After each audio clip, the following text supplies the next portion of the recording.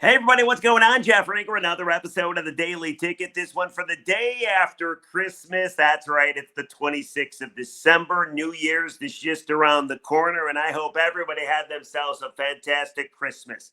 As you can see, I'm still disheveled from the holidays. I won't lie to you, I'm recording this on Christmas. I was able to step away from the family for 20 minutes to record a podcast. My family currently, after opening all the gifts, is watching Jesse, that old Nickelodeon show, I believe it was.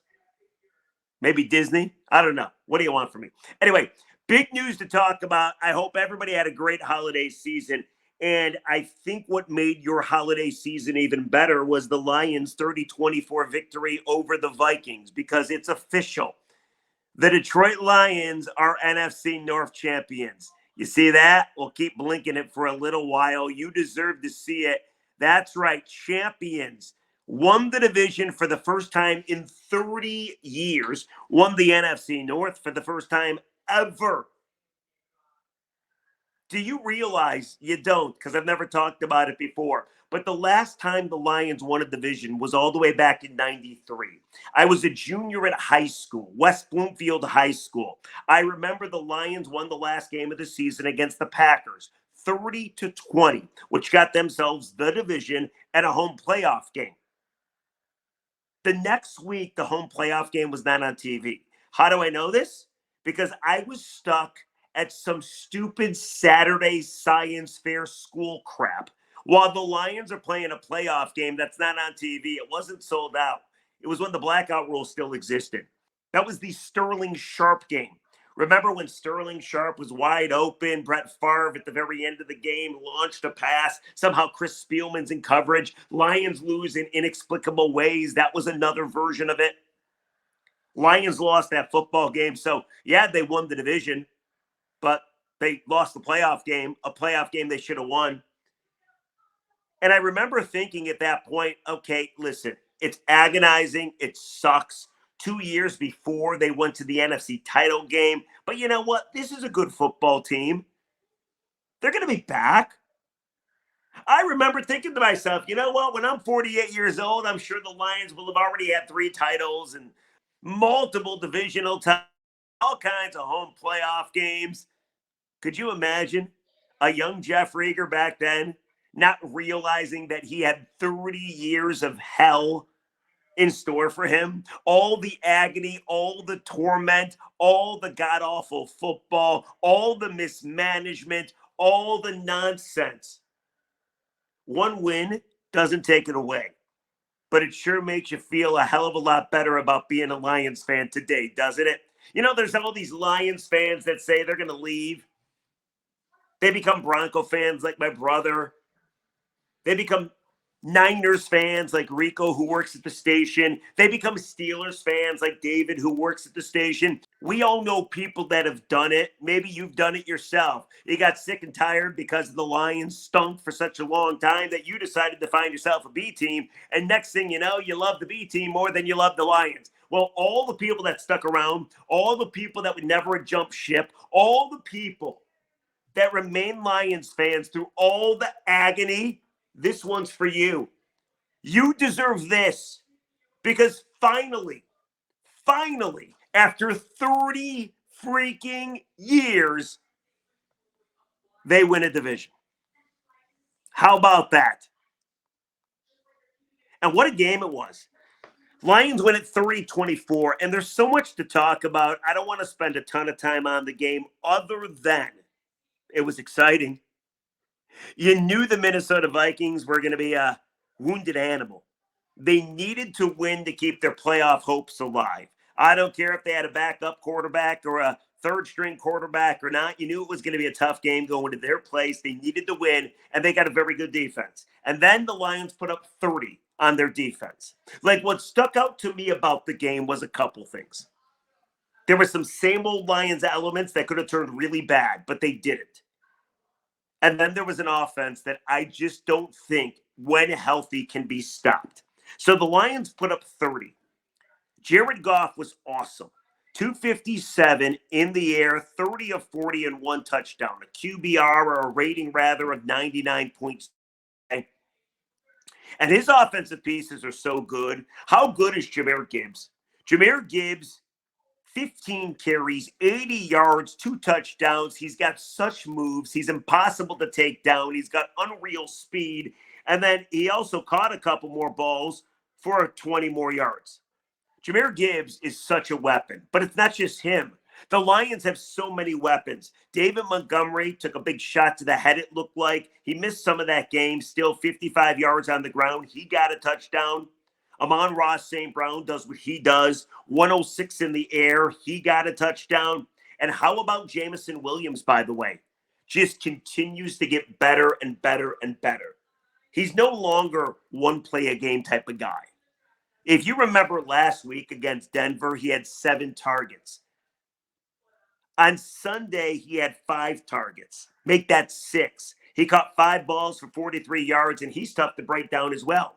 So you look at this offense, and when healthy, Jared Goff and his weapons, Gibbs, Montgomery, St. Brown, Williams, Khalif Raymond, and I'm not even talking about Sam Laporta yet, who didn't have a great game on Sunday, but still, he's been a magnificent, transcendent rookie tight end. You add it all together, this offense cannot be stopped. This offense, when healthy, cannot be stopped. We gave you the stat in other podcasts about the offensive line. When the offensive line is healthy, this offense is going to put up points because there's so many weapons. It's impossible that they don't.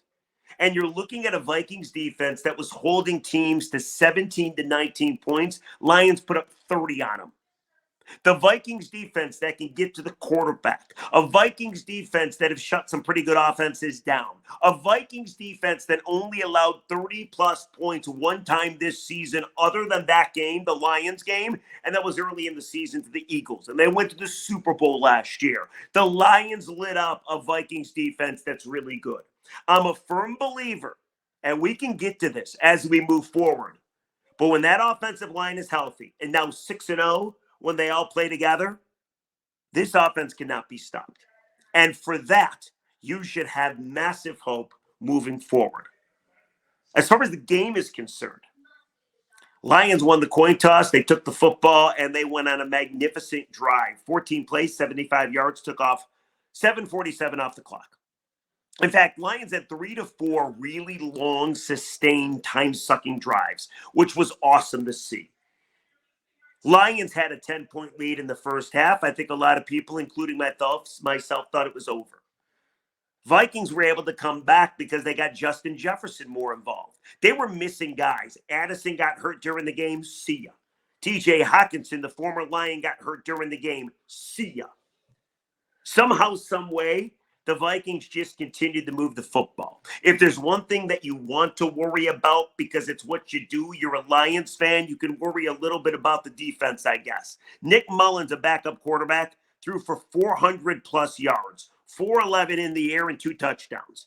So you can get down on the defense and the ability to stop the pass. However, they did get 4 picks. Kirby Joseph got 2 of them, including one where during his pick return, he was celebrating just like this. He's like Superman. I thought it was awesome. Other people got upset about it. But Kirby Joseph had 2. Brian Branch had 1. And Ife Melifonwu had the biggest play of the season. And by the way, before we get into it, how good has he been? He's played in the last 3 games. He's absolutely game-changing. Ife Melifonwu. And I did the post-game show on Sunday with Jennifer Hammond from Fox 2. She calls him Ife Melifonwu. Wow. Because he's pretty damn impressive. Makes you go, wow. 5 tackles on Sunday, 2 sacks, 2 pass deflections, 2 tackles for a loss, 2 quarterback hits, including the pick.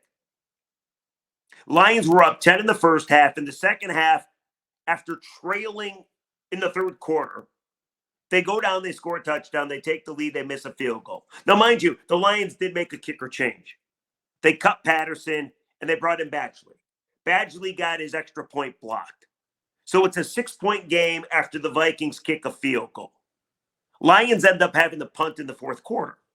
Vikings get the ball back. And I think a lot of people were thinking to themselves, crap, it's going to happen again, isn't it? in a game that you should win, in a game that you played really well, in a game that you dominated portions of, you're going to lose this football game in awful disaster fashion. I mean, you're a Lions fan. You just don't forget about these feelings. Last year, third game of the season, I believe it was, Lions go to Minnesota. Dan Campbell makes a ridiculous decision to allow his kicker to go out and kick a field goal. He can't. Next thing you know, Vikings end up winning the game last seconds. Do you remember that? Yes. That's happened over the course of our life, so there was no reason not to think that it wasn't going to happen again on Sunday. 6-point game. Vikings take the football. Nerves all across Detroit. All anybody wants to do is go enjoy their Christmas dinner. Go open up the gifts the next day. Nobody wants to deal with this crap. Vikings take over. They get a first down.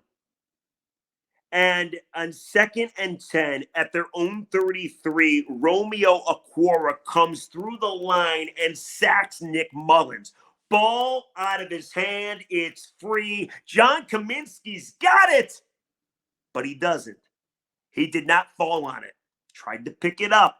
Vikings recover. Not a big deal. Vikings looking at 3rd and 27. Drive's going to stall. Lions going to win a division. All is good until Nick Mullins heaves a ball down the left side for Justin Jefferson for 28 yards in quadruple coverage. Well, it might have only been double coverage, but I think it was quadruple coverage. It was a ridiculously amazing catch. It was awesome. It was heartbreaking at the same time because then if you only had rumblings of a belief that the Vikings were going to come back and win this football game, that belief became stronger and stronger. Another first down for the Vikings. And then on the Detroit 30-yard line, with 58 seconds to go, down by 6 because the Lions missed the extra point. Nick Mullins having a chance to be the hero. Keep Minnesota's playoff hopes alive. Send Detroit home unhappy and not believing of this football team. You probably thought, oh my goodness, they lose that game, they're going to lose the division. It's going to be SOL. What happened? Let's let Dan Miller tell you. Mullins takes the shotgun snap. He's back. Mullins looking. Pressure comes. Stepping up. Looking. Throwing deep downfield. It is picked up by the Lions. Intercepted. Coming back the other way. Ifatu Melifonwu. This is going to be over. Lions are going to win it. Lions are bringing the NFC North title back to Detroit. How about that? That play, people, is going to go down as a Detroit great sports moment. Like we talked about this the other day, why I want the Lions to play the Rams, because I truly want another big-time moment that we can sink our teeth into. It's been like 2 decades. How about that moment? That's Maglio sending the Tigers to the World Series. That's Steve Yzerman's blue line shot against the St. Louis Blues. That's Kurt Gibson hitting the homer against Goose when Sparky yelled, "He don't want to walk you! He don't want to walk you!" That's a huge moment. Lions win the game 30-24. They come away with 4 picks. The offense was magnificent once again. And now you have a couple of weeks to mess with seeding. You're currently the 2 seed. You play Dallas next week. Dallas has lost 2 games in a row. They're going to be a very hungry football team. You got yourself a real test. For all the people that don't believe the Lions are for real, well, you're going to find out next week. Because Dallas does not lose at Jury Dome. And the Lions are going to have a chance to beat them. And with that offense, and if they're healthy, I give the Lions a really good chance to beat them. Now, you might be saying to yourself, God, Rieger, drink that blue Kool-Aid. Well, if you can't drink the blue Kool-Aid on a day like today, then when the hell can you? But let's get back to the celebration. 30 years. Your father dealt with the disgust of this team. Your uncle dealt with the disgust of this team. Your family, your friends, your mother, your sister. It's been tough being a Lions fan. And now you get to celebrate a division. A division. There was always things the Lions couldn't do. Always things as a Lions fan you knew they couldn't do. They can't win a playoff game. Oh, no. One since 1957. They can't get a home playoff game. Oh, no. They can't win a division. Well, they just checked that off the list. And they're going to get a home playoff game. Right now, it would be against the Seahawks because you're the 2 seed, they're the 7 seed. The Rams, of course, in the mix as well. But during this season, the Lions have done a great job on social media with keeping their fans abreast of how these celebrations post-game are. And if you watched them all throughout the course of the season, then you're definitely going to watch the last one. If you haven't seen it yet, well, I want to play it for you. Go to Detroit Lions on Twitter or on YouTube. You can watch it for yourself. But Dan Campbell, after the game, when all these players finally win the division for the first time since 30 years, they've been asked about it. They've heard about it. They know the history, whether it's Aiden Hutchinson, who is only in his second, third year, whether it's a guy like Taylor Decker, who's been around forever. Everybody has been asked by one point or another by the media, why can't you win the division? What would it be like to win the division? Here was Dan Campbell, who, by the way, always said it was going to be about the division this year. You never forget your first one. And there's a lot of you in here, right? The first collectively, man, we didn't know coming into this season. There's a lot of new guys, right? We had some core foundation. But, man, you find your new brothers, right? And you build from the ground up. And you've already developed through the core, which we did, man. We knew this wasn't going to be easy. You guys came in and earned it, and you've earned it all year. Give me the old guard up here right now. Come on, Dak. Decker. Come on, Dak. Come on, Germ. Tracy. The old guard.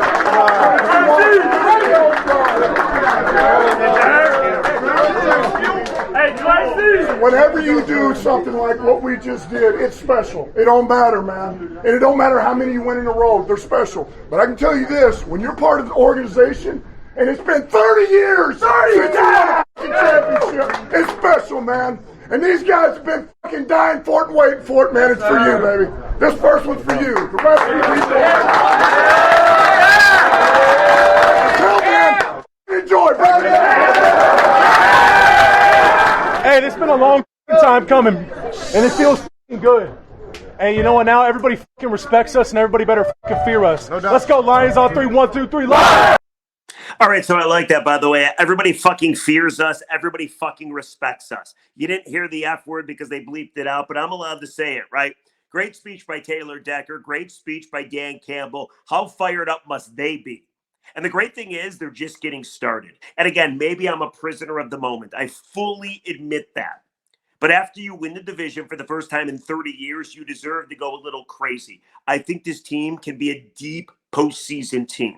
I think this team could get to the NFC title game. Let me tell you why. Yeah, the defense gave up 4-11 to Nick Mullins, but they're only going to get better. They still find a way to get 4 picks. Other than that, they're getting reinforcements.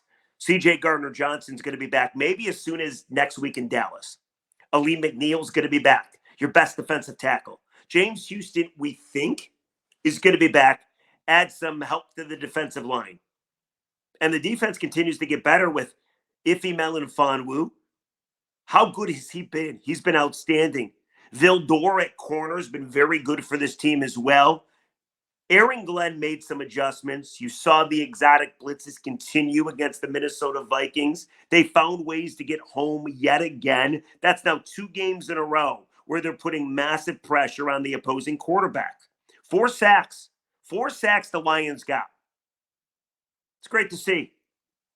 So I think the defense is only going to get better when they get more help. And it doesn't have to be great. It just has to be semi-good. And then the offense, people, the offense is so special.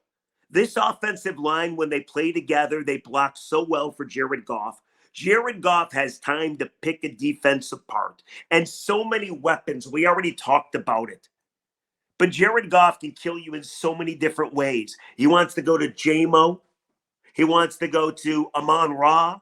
He wants to get you with a guy like Laporta, Gibbs, Demo. This offense is going to be tough to stop in the postseason. And they got a real test on Sunday to prove to everybody that they're legitimate. And more than just being legitimate, you got to beat the Cowboys, because if you do, you're going to get the 2 seed. And if you get the 2 seed, you got 2 playoff games at home if you win the first one. The great thing about it, I don't think you can get the 1. San Francisco would have to lose 2 of their remaining 3. I'm recording this on Christmas. They have yet to play the Ravens just yet, but I don't think they'll lose 2 of the remaining 3 games. So the 1 seed is probably out of the mix, but the 2 seed, you win out, you're getting the 2 seed. You beat Dallas, then go beat Minnesota. And that game for Minnesota probably isn't going to be much because they're not going to make the postseason. You're just getting started. I want to know from you, how did it feel? First time in 30 years. What'd you do? How'd you feel? What were the emotions? That's number 1. But number 2, how far can this team go? We asked if they were for real after the Denver win, right? After playing 6 weeks of kind of up and down football. I think this Minnesota victory is so impressive. And again, I understand defensively they got thrashed by a backup quarterback. I totally get it. But to go into their place when their life is on the line and take it from them, that's pretty fucking impressive. 2 impressive games in a row. And now 6-0 with that offensive line placed together. We kept hearing about Brian Flores. Very good DC for the Minnesota Vikings. Jared Goff struggled severely against Brian Flores defenses over the course of his career. Didn't matter. 75% on Sunday, 30 of 40, 257, 1 TD, only got sacked once. You got to be happy. You got to feel good. For everybody in the organization, for every fan out there, it's been such a long time coming. The other thing I'll hit on, then we'll let you go. I know we've gone too far already. We've gone too long already. But how about the threesome, if you will, of Sheila Ford, Brad Holmes, and Dan Campbell? It's been 30 years since you won the damn division, but they were able to give it to you in 3. Taking over from the train wreck that was Matt Patricia and Bob Quinn. You knew that team. It was depleted of any talent at all, for the most part. They took over a garbage football team. 3 years later, they won the division. How impressive is that? From Brad Holmes going out and drafting and trading and finding diamonds in the rough to Sheila Ford sticking up for Dan Campbell last year. Like Sheila Ford, do you remember a couple of years back, they were honoring Kelvin Johnson? Sheila Ford was speaking to the crowd at Ford Field. She got booed so loudly, and she just stood and took it. It's the drop you've heard on our radio station. It's all right. It's all right. Lions fans, it's all right. She knew what she was doing. She knew that the Lions fans had to unleash their anger on her. She allowed it to happen for everything that happened under her parents' watch, whether it was Martha, whether it was William, correct? How bad the team had been, how frustrated the fan base had gotten. Then after that, she went to Dan Campbell's defense. Last year, they're 1-5. People are saying fire Dan Campbell, including myself. She decided to talk to reporters. Not like Tom Gorris did, by the way, only talked to like 3 reporters, handpicked throughout the course of the night, so nobody would know about it. No. Sheila decided after practice one day to stick up for her head coach. They lost the next game and then won 8 of 10. And this year, they're 11-4, an 11-win football team. How about Sheila Ford? She learned from her parents, did not work out with her parents. She's doing things her own way, and nobody complains about the ownership anymore, do they? No, because you just won the division. Why would you? Brad Holmes has been just awesome, remarkable. And then Dan Campbell, now 25 games without a losing skid. After every loss, all they do is start new winning streaks. I've never seen anything like it. This guy should be coach of the year.